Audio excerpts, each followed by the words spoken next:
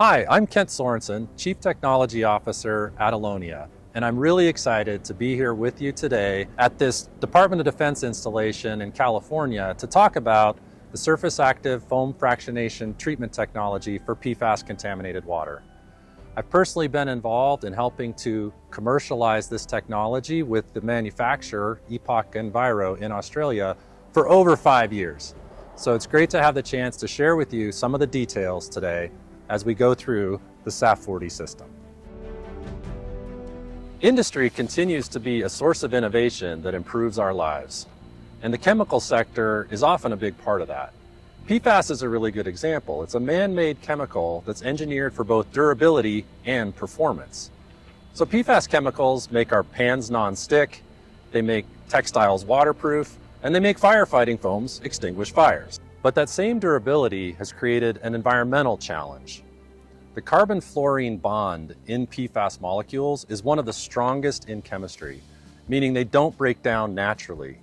These forever chemicals are toxic, and their impact on human bodies and on our ecosystem is a growing concern. That's why removing them from our water sources is critical. Allonnia is on a mission to accomplish this. We've partnered with Epoch Enviro to eliminate PFAS in North America using SAFF, or surface active foam fractionation. SAFF is a precisely engineered system that separates PFAS molecules from impacted water using only air and transforms them into a destruction-ready hyperconcentrate. You see, PFAS molecules have an Achilles heel. They are simultaneously hydrophobic and hydrophilic, meaning part of the molecule prefers to be in air, but part of the molecule would prefer to be in water.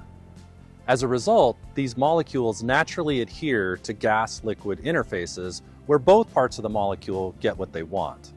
So PFAS are especially attracted to the surface of air bubbles. Now, SAFF generates millions of rising air bubbles that collect the PFAS and separate it from the water.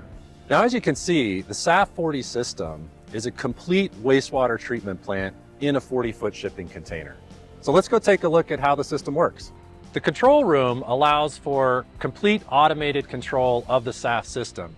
So this includes optimizing the parameters for operation of foam fractionation, and also to make changes to the dosing with Allonnia's proprietary foaming additives or boosters that can enhance PFAS removal.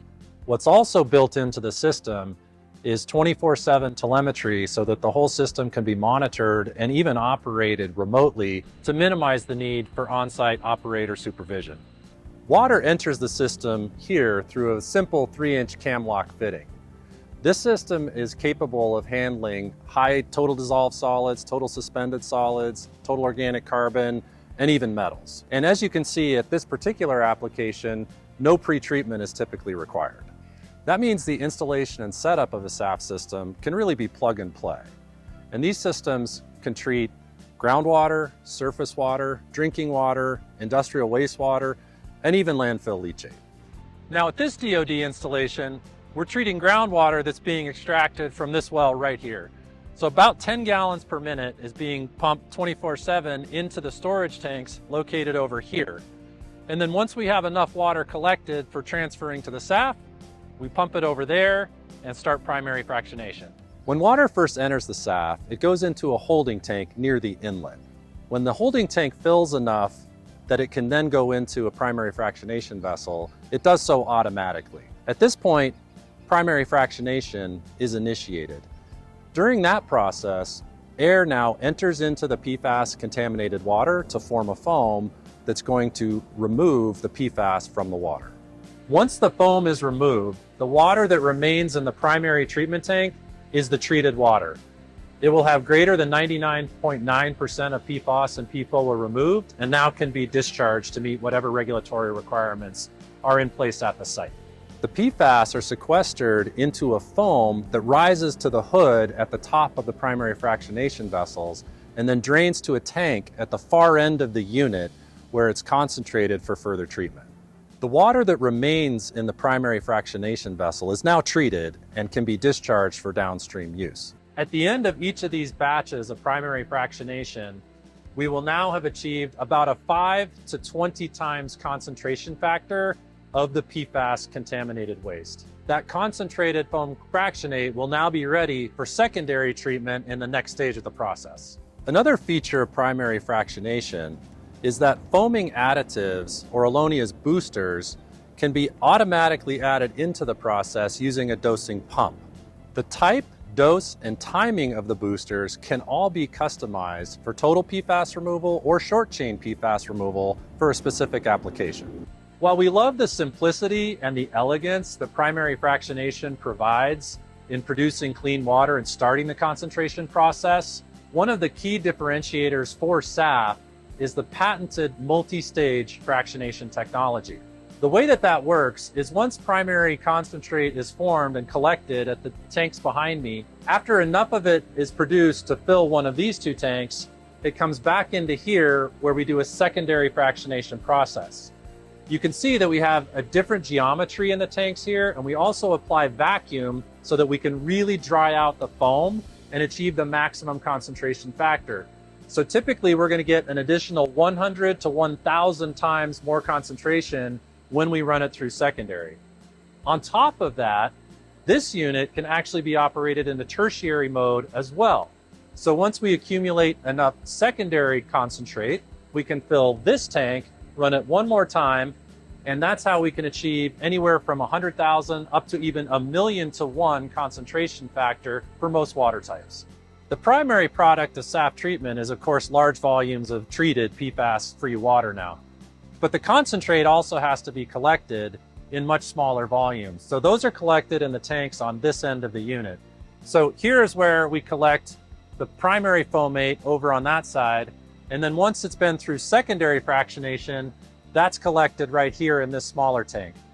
In the operations where we're doing a tertiary step to really concentrate the PFAS, that can be collected in a very small tank right here.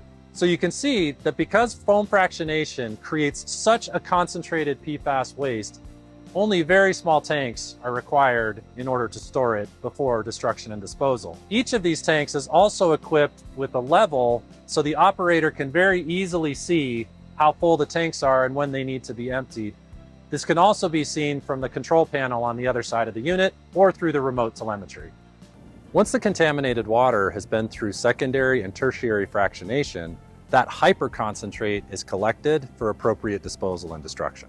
SAFF is designed to operate autonomously with minimum manual oversight. Typical maintenance includes routine cleaning and filter replacement, just like any normal water treatment plant. Allonnia provides training and startup services for all SAFF installations. We can also provide varying levels of support as needed. These would include things like full service and operations or long-term maintenance. So one of the most important design considerations in the SAFF 40 is to make sure that we're taking care of air quality for our operators. So this system is designed so that anything coming out of the foam production parts of the SAFF is completely contained and sealed. So you can see right here on primary fractionation that once foam is produced, it's within a sealed system through the piping that goes all the way to the collection tanks on the far end of the unit. Then, once it's actually vented to the atmosphere, it goes through granular activated carbon so that we know that we're not emitting PFAS above levels of concern from that part of the system. So through our multiple DoD demonstrations within the last 6 months, we've actually had the opportunity at a couple of sites to collect indoor air samples within the SAFF unit. And by doing that sampling, we've been able to demonstrate that we've never had PFAS exceedances above any levels of concern for indoor air.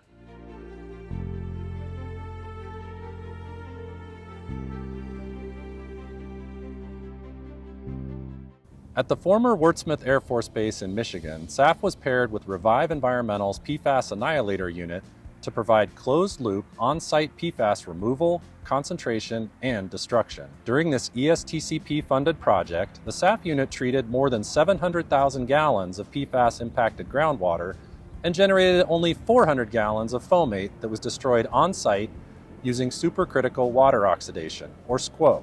During this demonstration project, SAFF successfully removed more than 99% of regulated PFAS from groundwater with an average flow rate of approximately 65 gallons per minute. Using tertiary fractionation, approximately 1 gallon of concentrated waste was produced for every 5,000 gallons treated. Water was drawn from the base's existing groundwater remediation system, and the treated water was discharged to the existing granular activated carbon system. By removing 99% of PFAS prior to GAC treatment, full-scale implementation of SAFF will reduce the amount of PFAS going into the carbon treatment system and therefore decrease the frequency of carbon changeouts, minimizing long-term operations and maintenance costs. SAFF was successfully demonstrated at Biddle Air National Guard Base in Pennsylvania as part of a DoD Defense Innovation Unit project. Site groundwater is impacted by PFAS from historical site operations and AFFF use. PFAS-impacted groundwater was pumped from existing groundwater wells and treated using Allonnia's SAFF-40 containerized treatment system. Groundwater contained more than 20,000 nanograms per liter of PFAS, mostly PFOS, which is higher than typical PFAS-impacted groundwater.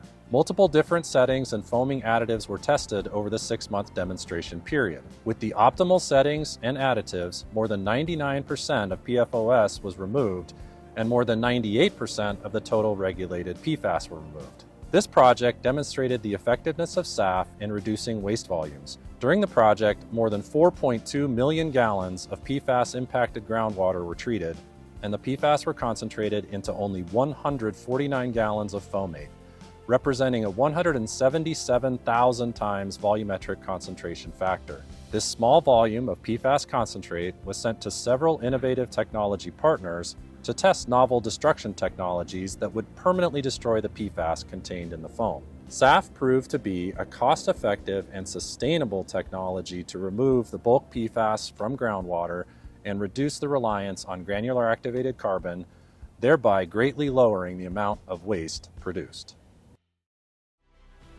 It's been my pleasure today to share with you the Surface Active Foam Fractionation PFAS treatment system, the SAFF-40, that we're deploying here at this California Department of Defense installation.